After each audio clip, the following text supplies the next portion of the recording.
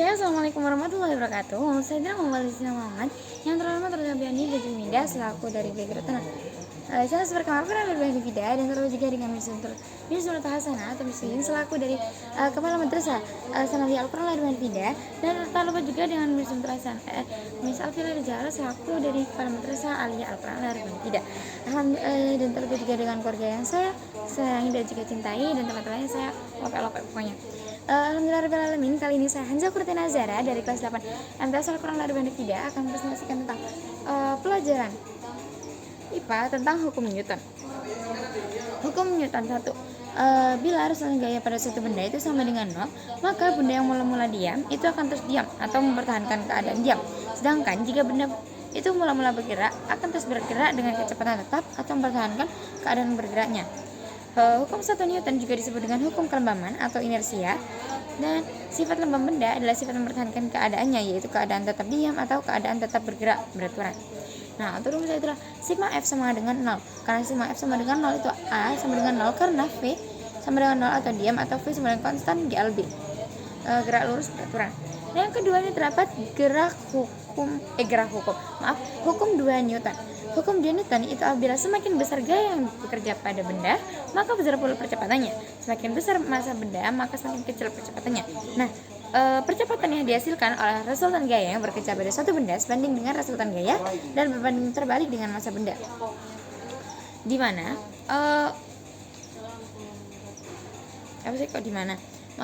contohnya itu seperti apabila kita tuh ini ya, kan di sepatu bola itu terdapat kayak bawahnya tuh kayak ada tonjolan-tonjolannya. Nah, ya tadi kayak gitu, itu tuh dapat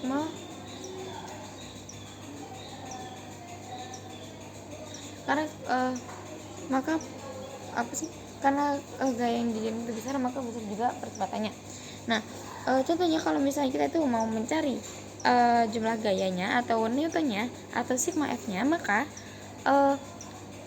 rumusnya itu adalah M atau massa kilogram dikali dengan A atau percepatan meter per second kuadrat. Nah, jika kalian itu ingin mencari massa atau kilogramnya itu, maka rumusnya adalah sigma F dibagi dengan percepatan atau meter per second. Dan juga kalau misalnya aku HP pondok aku nggak pondok itu guys, soal kayak rasanya iso aku nggak pondok HP kayak gitu enggak. Nah, terus itu kalau misalnya kalian mencari percepatannya, maka itu adalah F atau jumlah gayanya itu dibagi dengan massanya atau kilogram.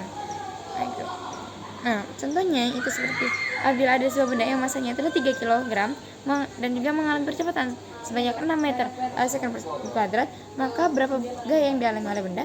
Nah, diketahui massanya itu adalah 3 kg. Nah, percepatannya itu adalah 6 meter second kuadrat. Nah, sedangkan yang ditanya itu adalah gayanya atau Newtonnya, maka adalah sigma F. Untuk mencari sigma F itu adalah massa dikali dengan percepatan. Jadi 3 kilo dikali 6. Yang hasilnya itu dia adalah 18 Newton. Nah, yang terakhir itu dapat hukum Newton.